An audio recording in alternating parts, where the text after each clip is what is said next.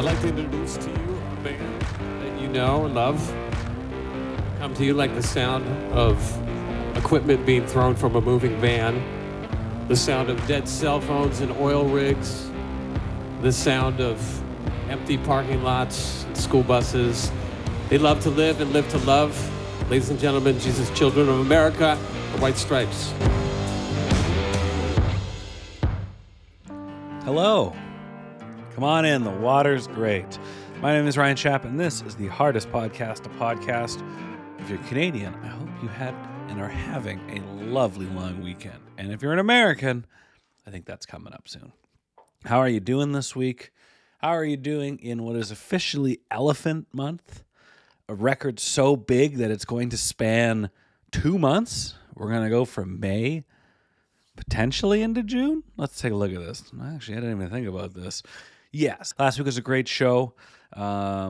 Hypnotize with Dwight from the Zolas and DY, his solo project. It's always fun, the episodes that we're talking about songs that are barely 2 minutes or short as hell, or that's kind of, you really dissect it and you really get so much from it. And I think one of my biggest takeaways was, wow, that song is constantly changing, and there's, it's already only a minute 48, but it doesn't give you a moment to sit down, to relax and go, I know what the next chord's going to be.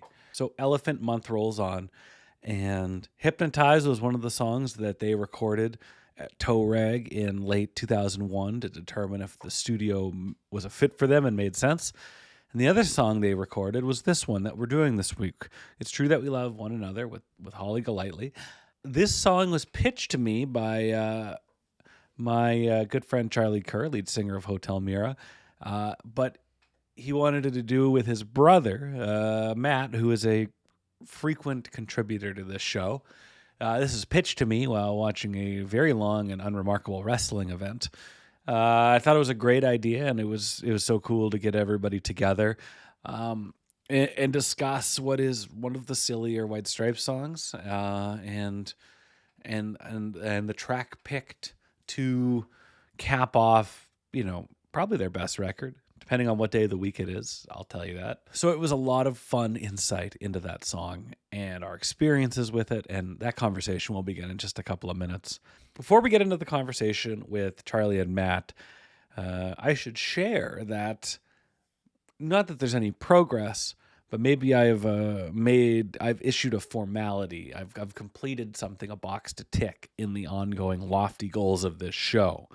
Don't have too much else to share at this time, but a formality means something is formal. So that's a little nugget. Let's leave it there. Why don't we? If you're new here, the lofty goals of this show are to cover every single White Stripes song, one song per episode, with the exception of 3 mystery songs, which I have handpicked, held close to the vest. They are duct taped. They are inside my skin because nobody knows them but me.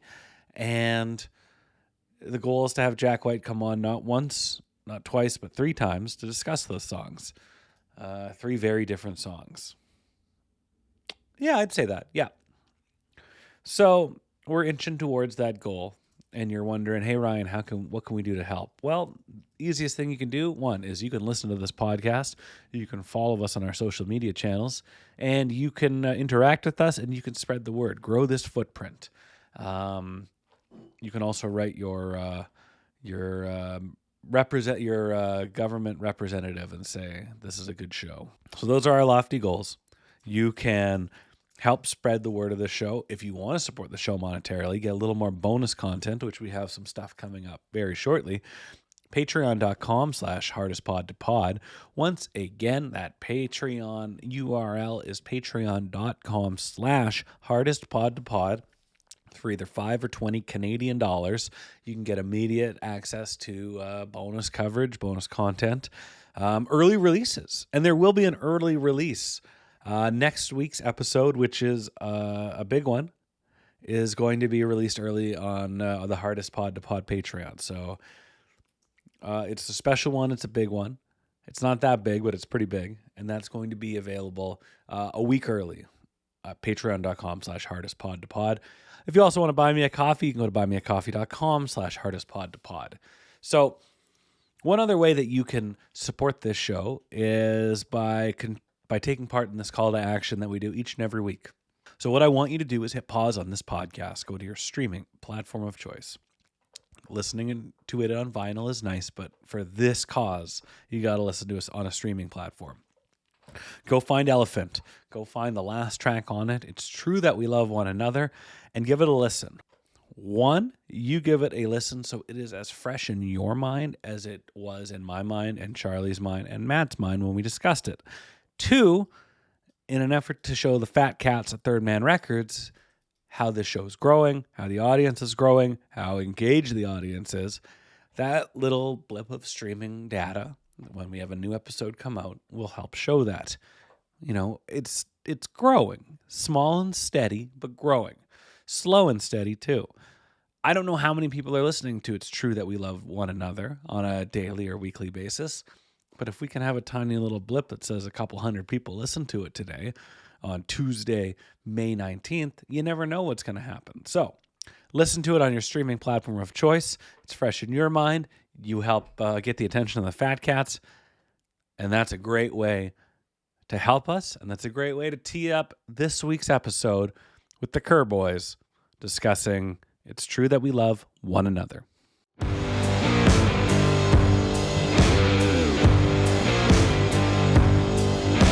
Our guests this week's are making their triumphant returns to the podcast. One is the lead singer of the fabulous band Hotel Mira and the inaugural guest of this show, while the other is a celebrated film producer and hardcore drummer in Terrifying Girls High School. And their brothers, they are Matt and Charlie Kerr. Charlie, welcome back. I want to thank you again for helping me get this little shebang off the ground. You have much less hair. How are you doing today? Good. Proud of you and excited about this whole thing. Was happy to be a part of it at the time, and super happy to be a part of it now. And now, Matt, you have become a real return guest, a real crutch, if you will. How does it feel being such an important tent pole in this little operation? Honestly, feels great. I feel like one of those Saturday Night Live, returning hosts. Like, Alec Baldwin. Yeah, Alec Baldwin's a great example. Five-timer jacket. Yeah, exactly. I need my 5-timer jacket. That's what I'm working towards. I think I'm a 4-timer if you include Patreon content. Yeah, something like that. It would be nice to get you a 5-timers jacket before Mike Noble. Oh. Such a good joke that the phone fell down, but it looks and sounds great. Let's just dive right into this because Charlie, I'll start with you. When you suggested about doing an episode with Matt, with your brother, and one of the songs, this song was like one of the first suggestions. Yeah. Before diving into it, like, what stands out about this song to you that you wanted to talk about it long form on the internet? I don't think a lot of people have as much affection for it as I do, or like remember it at all. But I was thinking about this morning. It's like this Looney Tunes cartoon that like happens to exist. Like, whatever. I guess I didn't think about it too much when it came out. It's just so. Such a cool, pleasant way to end the album. I had no idea who Holly was. Yeah. I didn't need to. It just, like I said, it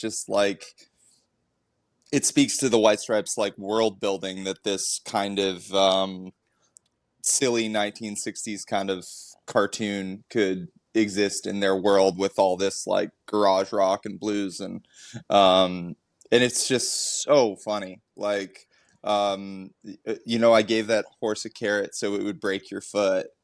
Jack is too bad about the way that you look. Like, I don't know. I love it. And then when they say, jolly good, was that jolly good? Cup of tea then, Bruce? Let's celebrate. Yeah. That's like a vocal stim for me. Like, I say that in the studio jolly good on a regular basis and no one knows what I'm talking about. You had a great point there of like, you didn't know who Holly Golightly was and you kind of didn't need to know. Like, you learned so much about who this added character into this White Stripes little world. Like, it's such a dynamic and unique voice. You're like, who is this? What are they selling? Like, how have I already bought it? Like, you learn everything from like, all right, here's some British lady that's like going toe to toe with Jack, putting him in his place.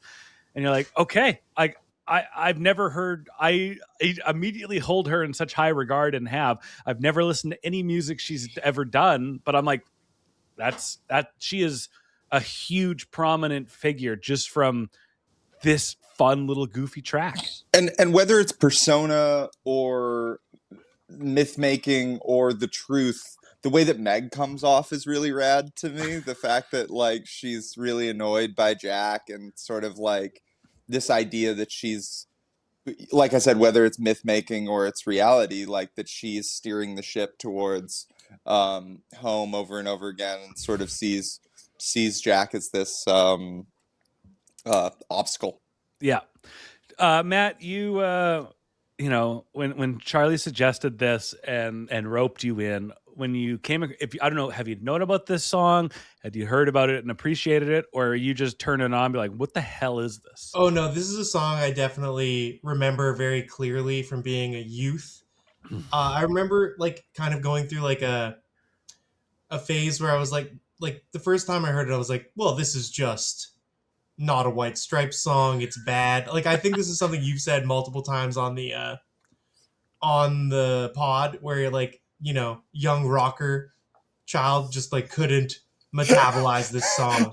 Dude, I was like, did 100%. you leave this on the album by mistake? Yeah. But like as I've aged, it's like really grown on me. Like I really like this song. But I think what you asked, I think the reason we're here today is Charlie wanted me to say something like, I love Charlie Kerr like a little brother. Or like something like, Maddie, I know that's true. There's a line in this song where they mention loving someone like a little brother. And I feel that Charlie like really zeroed in on that and like needed to get that into the universe. That's my best guess as to why we're here today. I just need discussing to hear this song. I just need to hear it out loud. Yeah. All right, then let me ask you this before we go any further. Matt, what is it like to love something like a little brother? Well, okay. First of all, you have extreme positive feelings towards it, but also like it is like, you know, time consuming and kind of like annoying, like pulling at the hem of your pant, you know, and you're trying to do stuff and you're like, there's someone who's like demanding a lot of like attention and like should you already know how to do this? I learned how to do it. Why is it so difficult for you? Imagine like a character in like a cartoon. They're like, oh, come on, man. It really is. It's like the you remember in the Sandlot when there's the kid who repeats the little brother who repeats the things that the older brother says. That's a perfect example. That's sort of what me and Matt were growing up. But I'm trying to like, I'm trying to talk about this from like a what do you call it? Like a ideals perspective, like a younger brother. Like, I'm not talking about Charlie. Charlie is cool. I would never say anything like that about eventually. Charlie. Yeah, eventually. No, I took my time. I really did. I sucked, man. It's not like I was some sort of early bloomer either. But I wasn't like a spring flower, like, yeah. What was I gonna say? Yeah. Just as Matt put it, like I followed Matt around everywhere. I didn't really have friends of my own. He was incredibly generous with his time. We were definitely best friends growing up. There's like a study of some kind that 2.5 years is like the worst separation you can have between siblings. Really? Yeah, because you aren't hitting the milestones at the same time, like puberty. like, say if brothers are 1 year apart, pretty much the same. Yeah. If you go above to like 4 or 5, then you get a protective nature of this is a thing that I take care of. Mm-hmm. And 2.5 is the sweet spot for Chaos. not really caring. Yeah, we're not hitting. Yeah, we're not hitting the same achievements at the same time. But you're just far enough behind to be like, who is this guy? What is this guy even doing? Yeah.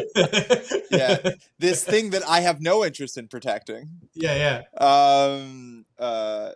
Is slow to learn everything I know. Yeah, halfway between a competitor and like a peer and like a carry, like So in contextualizing the dynamic of loving something like a little brother, you've really helped fill in the gaps of like this imaginary lovers squabble that Holly has with her, clearly a little bit younger partner in Jack. Mm-hmm. And she's like, listen, I love you, but you're being really, really annoying. And you think I'm annoying, and maybe I am, but Jesus, you're younger than me, and you are really pissing me off, and you're not getting this right. And I got it right. You should be too. And it just cracks me up. Yeah. It's the best, man. Yeah. And thanks for sending that video of them doing it. I'd never seen that. And it's almost exactly what I imagined. And once again, whether that's their world building to put it in black and white and have them wearing the things they're wearing, again, it just looks like they stepped out of the Beatles Get Back documentary. Like, it's so 60s. I was gonna say, I tend to think that like almost everything they do is intentional, or if it's not totally intentional, it's because they set themselves up to seem like it was in their kind of founding style document, or you know what I mean? Like, of course, like when they invent their lookbook or whatever, it means like throughout their whole career, even if they're just doing things that are just like within their creative zone, it looks intentional, even if it's not like hyper intentional, if that makes any sense. Yeah, and what's great about this is none of this was intentional. The video that Charlie is referencing was available on the Vault 20th anniversary of Elephant, and it's not actually black and white. It's just that's night mode. Like they have, wow. So it's an old camcorder. And what had happened was in November, the band goes to England. And they've got some big gigs. They've got some high-profile gigs. They play Top of the Pops. They do a live session with John Peel, the BBC DJ who really broke them by playing Hello Operator. And they hear about this studio, Toe Rag Studios, and it's they hear about it from the guy that plays electric harmonica on Why Can't You Be Nicer to Me, and another song off to Still. So this John Szymanski guy. And he goes, Toe Rag Studios is cool. It's in Hackney, London. They got all this old gear there.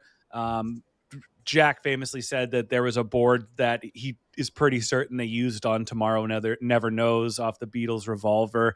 So he falls in love with the idea of this studio. So on an off day, they go there and they're hanging out with Holly Golightly, who is like a British kind of indie rock, garage rock singer. And they're like, we're going to go check out the studio. We're going to see what it can do for us. And they go there. And one reason I'm really happy that these, like last week we did Hypnotize with Dwight from the Zolas. And I love that song. Oh my God. And this week we're doing It's True That We Love One Another. They go to Toe Rag Studios in November of 2001 to see if this studio is going to make sense and it's going to work for them to record and capture what they want. So they record two test songs in November. They record the loud song, which is Hypnotize, and then they record a quieter song, which is Well, It's True That We Love One Another. What you see in that video is like Jack's playing a guitar that I've never seen before. You know, it's not one of his arsenal. And I genuinely believe that he said, all right, let's grab what do you have here that's an acoustic guitar? Mm-hmm. Let's play this. Let's see how it goes. And we've listened to the song enough that when you watch that video, I'm like, you're watching the one take. Yeah, that's what it feels like. And I mean, again, with what with Holly at the end, like declaring that they nailed it. Yeah. There's, if we know anything about Jack White the third, then we know that he's not going to want to go and do overdubs. Like there's going to be magic in the fact that it was done all in one take. Yeah, they slap some. Like I've listened to this song so much. I feel like the songs where there's a little bit less meat on the bone, I just consume and consume and consume. But outside of slapping some reverb, some studio reverb on the vocal track, and honestly, like a bit of a chorus or something, or a little bit of a flange or something on Jack's voice at times. They overdub some tambourine and some hand clapping, and it's like that's the track, and it's just fun. I want to sidetrack to a few minutes ago when you were saying, like, the young person in you, when you hear this song, you're like, well, why did they leave this on here by mistake? Like, what is this? This isn't a song. I vividly remember being at like a family gathering, and I had two male cousins that were like always about music, and like just always talked about music. And I was like, oh, I really like the White Stripes, and they had bought an Elephant. And he's just like, I don't really like them. What's with that weird, it's true that we love one another song? It's like, I hated that. And I was like, yeah, maybe I hated it too. So it's like, it's so easy to get influenced, and like just with the magic of time and just, revisiting it, you realize that like this is a great, fun, easy track. Like it's rock and roll. It doesn't need to be complicated. It doesn't need to be complex. It just needs to capture something, and they do. And you hear it on the album. You see it in that video, and you're like, well, like great. Of course, that should close the album like that. What else do you close the album with? Why not? Yeah, and on sort of with how much of a powerhouse that Elephant is, like how noisy and stuff that it gets. It's kind of almost logical to have some sort of break or like epilogue. I believe the term you're searching for is the French literature term denouement. The downslope after the climax. Yeah. Well, I think. Yeah, and Charlie, you know this, like the first episode we did was "I'm Lonely, but I Ain't That Lonely Yet," and like that's the final song on an absolutely chaotic, bombastic album. Yeah. I think the White Stripes really just kind of looked at like, what can we do to just bring it all down? Yeah. So you can think back and reflect and absorb the whole, the whole art, the whole piece of art, the whole album. I've always thought of them as a very cinematic band, and I think the reason they throw that final kind of calm song at the end of albums is like a roll credits kind of vibe. Yeah. Like if you think about the album as a movie, it's like usually you don't have the action scene with the credits rolling over top, if that makes any sense. I don't totally know. Starring Jack White, and then you have this like twee song, to kind of take it play home. the outtakes happen, like the to talk about early 2000s filmmaking. Bloopers. Bloopers. There we go. Let's dive into this story that they're telling. Charlie, you've said it a couple times in preparing for this episode that like you're just in love with some of these lyrics. Like, what are they? What speaks to you? Like I said, it's almost like a Bugs Bunny kind of dynamic here, where like again, it's the timelessness of like the just the writing with particularly that one line about like I gave that horse a carrot so it would break your foot, like that like the way that's written like really appeals to me, just in its sort of goofiness and its timelessness. The delivery on how Meg says bugs me. Jack really bugs me. Yeah, like I adore that. almost the misdirection of like Meg saying that in the first place. Like, I'm gonna, all the like old timey phrases, like I think you're pulling my leg. I think maybe I better ask Meg. Yeah.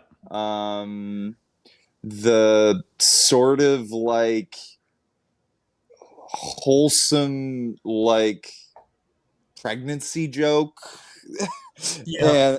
and is good. And the masturbation joke as well. 100%. Yeah, I was saying that to Ryan before we chose this song, is like how pumped I was that they could kind of like sneak that in something so wholesome. I also like how they play with like the meter of Yeah. the rhyme scheme in like such a, like, I don't know, it feels like kind of like lazy but also stylish, you know? Mm-hmm.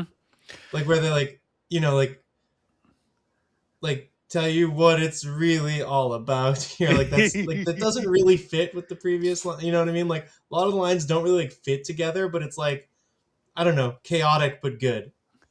Yeah. So they were really influenced by this song by the Mamas and the Papas. It's called Creek Alley, and I saw a video of them last night for the first time of them performing it on Ed Sullivan. So good. And it's super fun. You get when you watch that, you totally get what they're trying to recreate. 100%. And that song, the song features the performers and the Mamas and the Papas as characters in its lyrics, with references to actual events. So there are actual events in that Mamas and the Papas song. And in this song, a horse had literally stepped on Holly Golightly's foot a year prior. Wow. That's so cool, because that is never... I thought that was just the mind of Jack White being so cartoony. Me too. Well, it kind of is though, right? Like he comes up with the mythology that he bribed it with a carrot. Hey buddy, I need you to do me a favor. That's what I'm like. It's so goofy. I love it so much. Yeah, the band has such a great sense of humor, and just you saying it out loud, the connective tissue between this song and "I'm Lonely But I Ain't That Lonely Yet," the timelessness of the band once again like strikes me in the writing. I couldn't agree more. There's something in I love that you're the one that spoiled to me that there's a song about there's a lyric about masturbation in this, because myself, when I, ever since I was 15 when I bought this album, I thought it was like that she's saying it, because I'd never read the actual lyrics, so I thought she said like, if you did that, Jack, it'd either be one or the other. So I never really thought it was in the oven.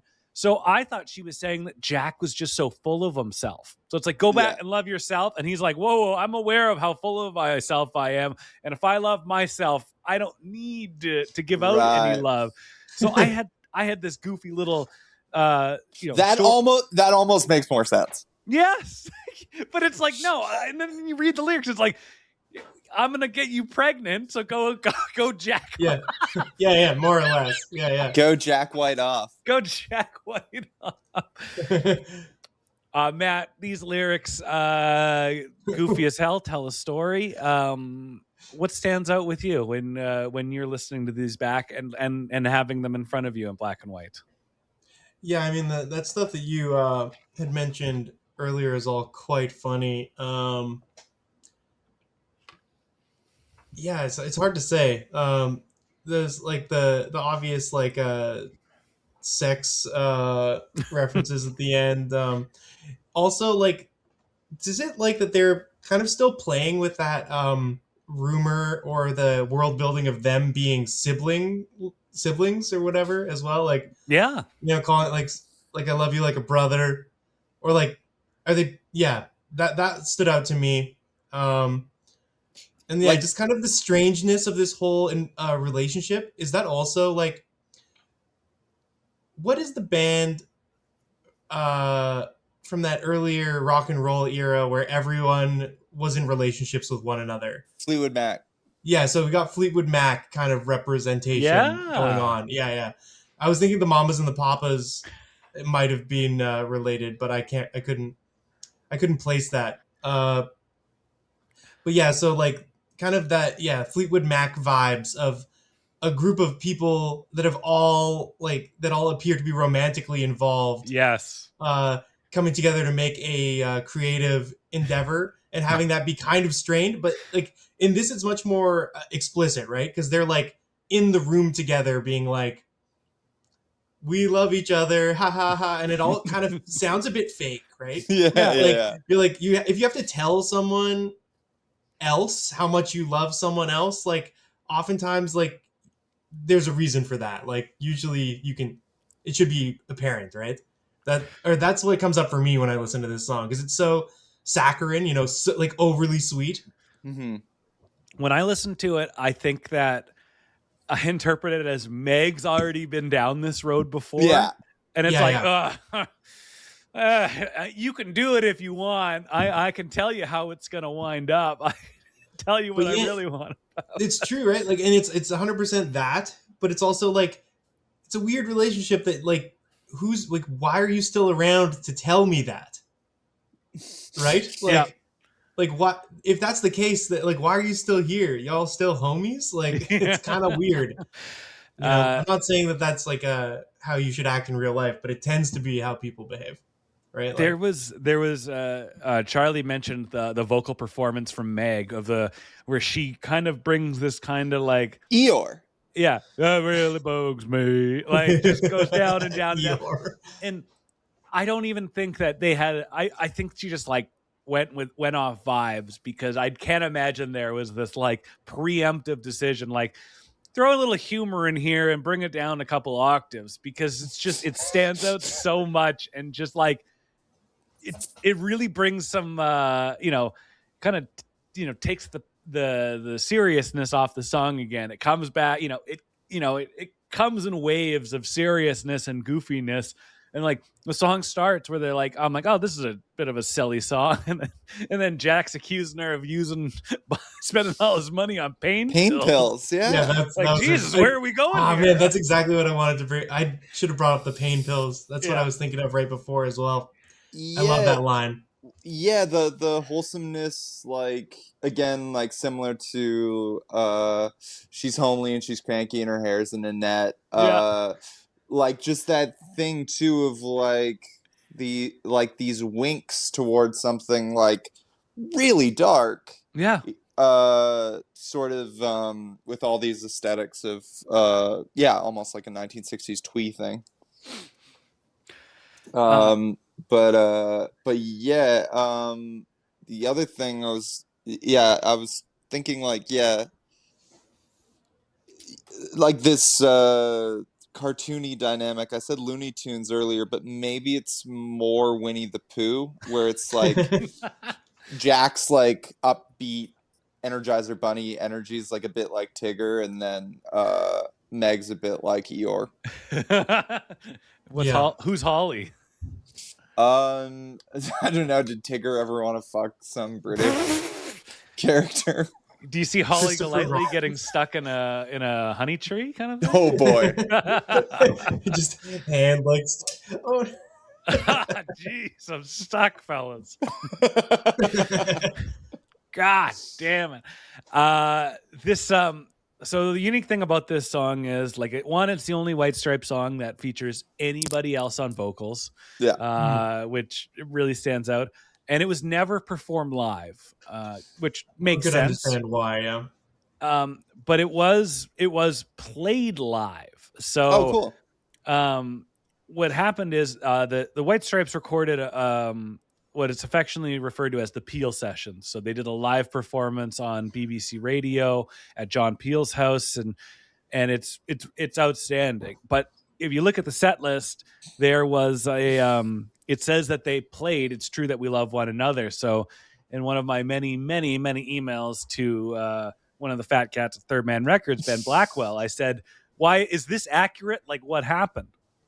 He sent me a little bit of insight that they did this song, or they're doing this set, and then they're like, hey, we're going to play you something we're going to play you something new. So they had basically a CDR of this song, and they played it to, whether it was on the radio or just to the people live. And so they play that song. And John Peel goes, is that coming out in some meaningful form? And then Jack responded, I'm going to try my best to trick every label I can to put this record out, Mr. Peel. That's awesome. So it was, they captured something special. They knew it. And they're like, well, this isn't cutting room floor stuff. This is like, there's too much vibe and energy and life to this song to be a B-side. Like, it's something that needs to be included on an album. And, that clearly stuck with the band long enough, because they start recording this song in April, or this album, they start recording Elephant in April and May of 2002. So for essentially 6 months, they're like, well, we've got that. We've got to put it on there. We got to use it. So they've always loved that song. I've got this image in my head of Holly every time the White Stripes come to town in London, just thinking to herself, like, okay, I'm finally going to get the call, right? Like, just Tobias waiting for the Blue Man Group, Hilarious. Oh my god. This was the red curtain. What does he say? 8 p.m. curtains up.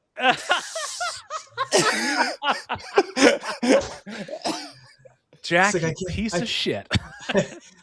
I can't stop hearing about this Go Lightly. In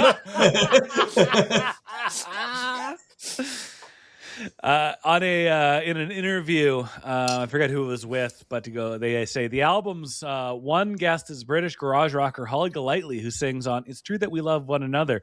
Was that song about rumors that? And then Meg immediately cuts off the reporter and goes, no. Jack laughs and says, Holly was around and we were talking about doing a song. I said, let's use all three of our real names as iconic figures in the traditional sense, but make up an imaginary situation that me and Holly are in love and arguing, and Meg is breaking up the fight and trying to make us friends again. Aww. Come on. I love it. Let's go to some reviews of this. Not too many. Pitchfork hilariously gave their snarky, full, smelling their own farts review of this album and gave it like a 6 point something. I'm curious. Oh, what did they say? They basically said that the White Stripes were serving up fast food slop versions of traditional blues and shit like that. Oh, wow. Well, they loved White Blood Cells, and they loved the re-release of the first two albums. But when it came time to talk about how much they appreciated a popular band's arguably best album, that's when the snark comes out, and they did not mention the song by name, unfortunately, in it. But The Enemy loved the album. They gave it 9 out of 10. And they say, for one who talks so much about honesty, Jack White is a difficult man to trust. When we last hear him on Elephant, he is hanging out with what sounds like Lee Hazelwood's porch, but is actually Toe Rag Studios in Hackney, engaged in a giggly menage a trois with Holly Golightly and his beloved sister Meg. Holly is pushy, loving Jack like a little brother. Meg opines, Jack really bugs me. Jack is cagey, but eventually succumbs. Well, Holly, I love you too, but there's just so much that I don't know about you. And just so much, Jack, that we don't know about you, even after It's True That We Love One Another, track 14 of the fourth White Stripes album, all remains deliriously unclear in the world of Jack and Meg. Here are devious confusions between romantic and maternal love, a neurotic approach to the wiles of women, numerology, and infantilism, not least some of the most obliteratingly brilliant rock and roll of our time. He says what we've already discussed about, like, who knows? We don't know which way people are coming and going. We don't know who arrived with who's leaving who, and who's related and or how the relationships work. But the song it's just another great chapter in the goofy world of the White Stripes. And as fans who appreciate it, you can't just, all you can do is sit back and smile and appreciate that they chose to capture themselves in this way. Yeah, and I think it's like, it's an interesting thing to think about for me. It's like, right now we live in a like social media era, and the White Stripes are kind of coming into their own as that started, but certainly their like peak powers was before this thing had really taken hold in our culture. Mm-hmm. And like, now it would be so hard for them to be as ambiguous as they were able to be, right? Like, the band I'm thinking of right now, it's kind of funny. Another two-piece band is the Angine de Poitrine. Yeah. They're kind of, taking a hold of the popular imagination these days. And like, people are out here doing like 30-minute deep dives onto who they might be, or like what, like, they might actually be like people from King Gizzard and the Lizard Wizard, and like, Really? Like eventually, like, either they have to come out and like say this stuff isn't true or whatever, because like social media just makes everyone so accessible. Mm-hmm. Either you need to be able to stand in the pocket and just like deal with people making up lies about you or making up rumors and just like be okay with that, or you have to like come out and like address rumors, right? Like, that's the kind of the two options. But back in 2001, you'd be like, oh, there were rumors about me for 3 years and they never like arrived on my front doorstep, God, very well said. Yeah. Or I don't know, does that make any sense? No, it makes Absolutely. makes perfect sense. Yeah. I mean, Yeah, I was thinking the same thing.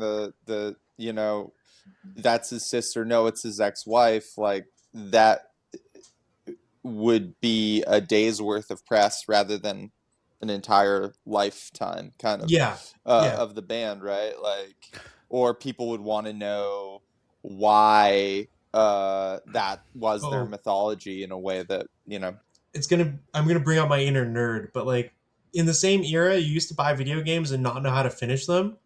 And now it's like, oh, if I can't finish the game, I'm just gonna go on YouTube and there's a guide, right? Yeah. Like, all the information is available, so if you just look into it, you have it. Is kind of how the world works. The only thing you don't know is what's coming down the pipeline in terms of reality. It's like, all of reality is at your fingertips, unfortunately. Unfortunately, depending on how you look at it. But it's a blessing and a curse, because I can remember in the summer after grade 7, I was playing Tony Hawk Pro Skater for Nintendo 64, and I was like, I don't know how to accomplish something in the game. And I had a friend that I had kind of lost touch with a bit, and I was like, hey, Steve Townsend, do you want to hang out and play Tony Hawk, because I'm having trouble with it? And he's like, yeah, I know what you got to do.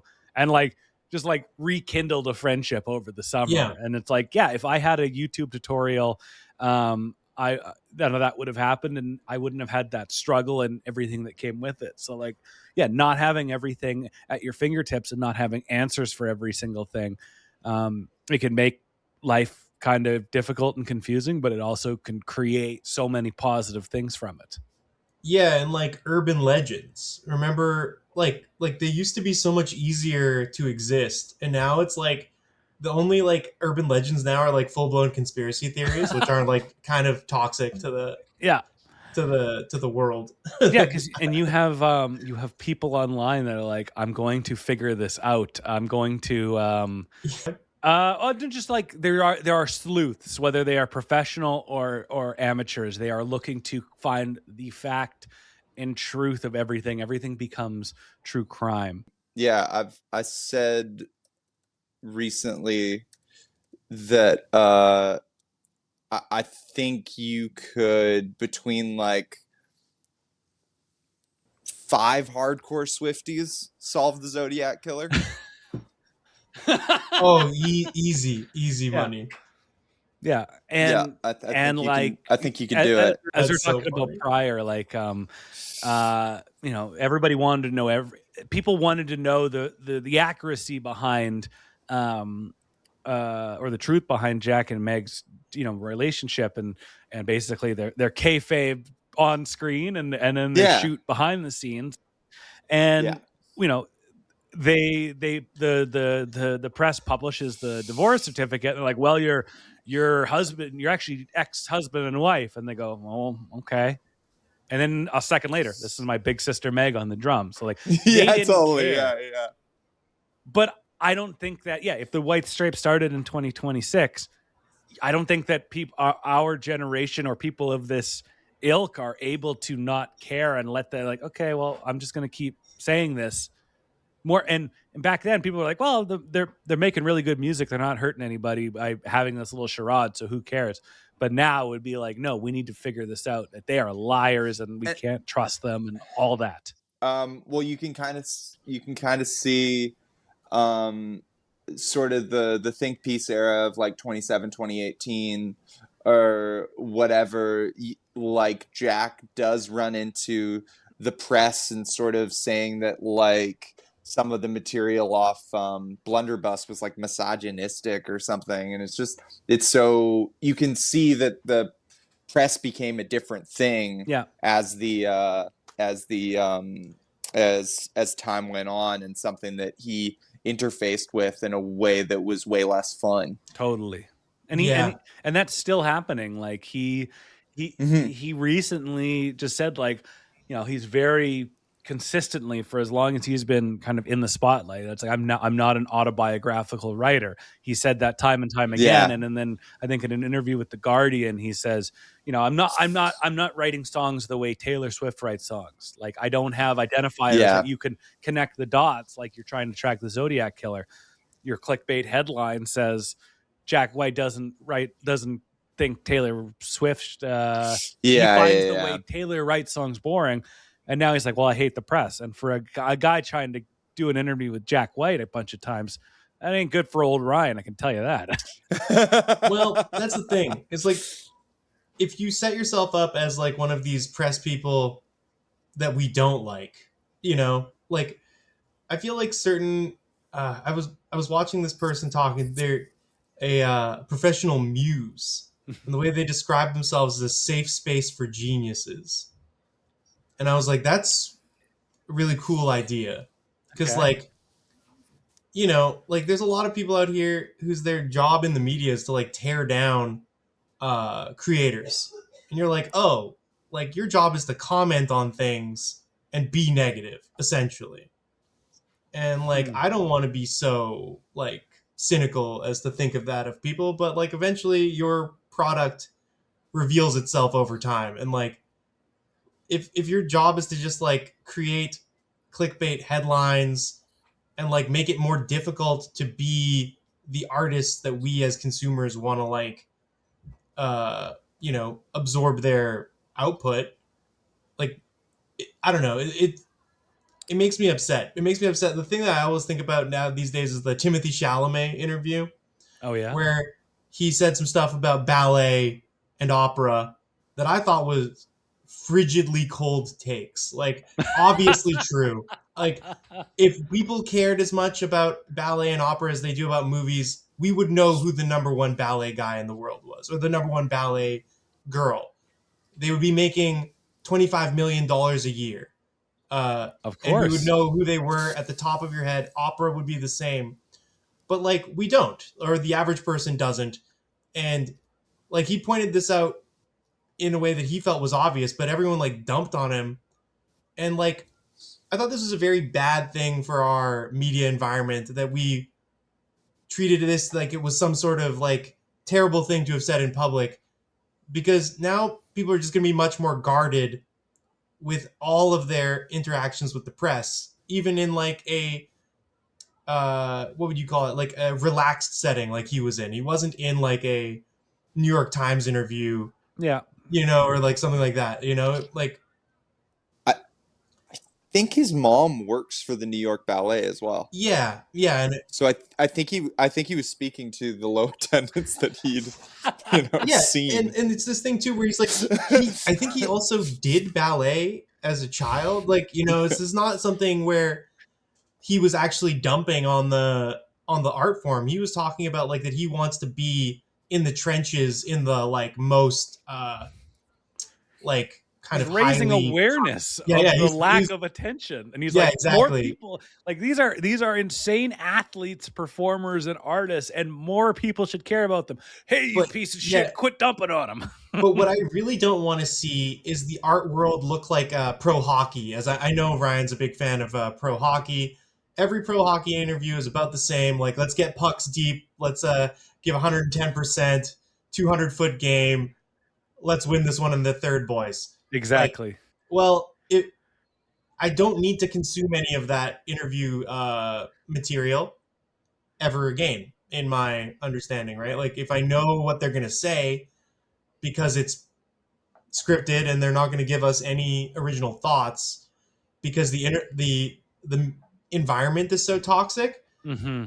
like, I would prefer that the people that create the toxic environment get out. Unfortunately, in many cases, it's the fans. Like, the internet is like this. Yeah, and the fans and everything all kind of merge into one in this, and Yeah. it's just the same mentality from all parties. Matt, next time you listen to this song, what's going to go through your mind? What are you going to think about? The video of the Mamas and the Papas performing, it's not their version of the song, but the song that inspired this, like, I had no baseline knowledge of that before seeing it in the show notes, and it was truly revealing. Like, I don't know, like, having a context in the history of rock and roll for this song is what I will think about, because before that, this song was just like a pure Jack White original production in my mind. But now, knowing the context is like really revealing, and I don't think I will ever forget the moments in that song where they just like they like go into the chorus and they're like, and then Mama Cass got fat, and they like fucking ISO shot straight to her face, and she looks like, no. I don't know why that just like killed me. It's like something that like could not happen today without like the whole world losing their minds. Dude, absolutely. Charlie, the next time you listen to this song, what's going to go through your mind? What are you going to think about? What will I think of the next time I listen to this song? I guess just having a new kind of appreciation for how it was made and the fact that it was a little bit thrown together, and they didn't end up continuing to use the studio. It was just kind of this and Hypnotize.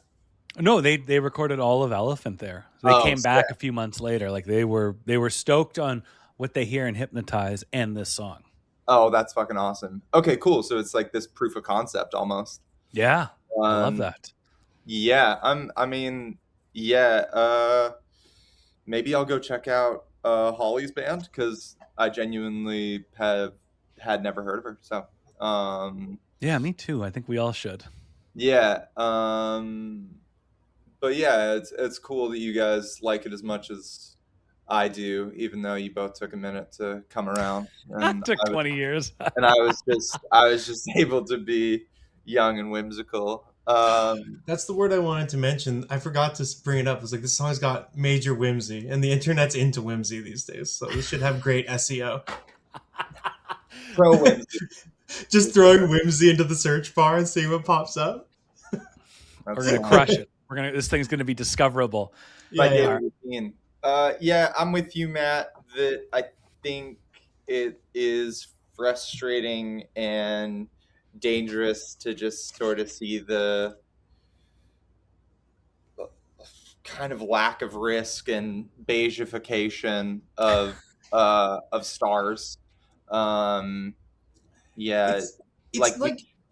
It's just not what everyone wants. Everyone wants the opposite, but can't behave in such a way that they can get it. Yeah, I heard somebody say recently, like, kill your inner cop. Yeah. Agreed. And I kind of think it like sums up most things. But yeah, there's this phrase that I'm sure Jack White would agree with. Art is made to comfort the disturbed and disturb the comfortable. And if we can't do anything that sort of shakes things up because we're afraid it's gonna like fuck with our stockholders, like we're in trouble.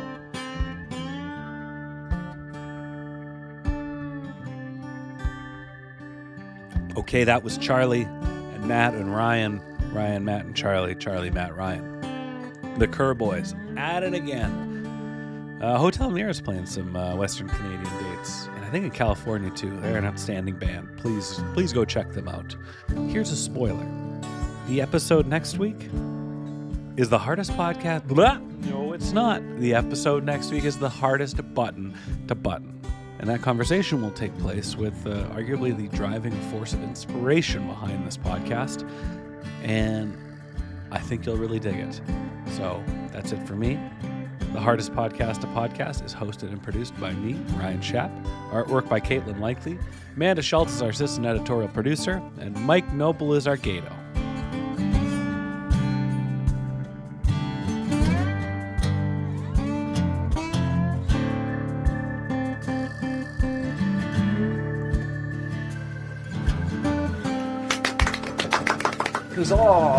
Jolly good. Is that jolly good? Yeah, very nice. Jolly good. Cup of tea then, Bruce. Oh, yeah. Let's Who's in charge celebrate. of this chap?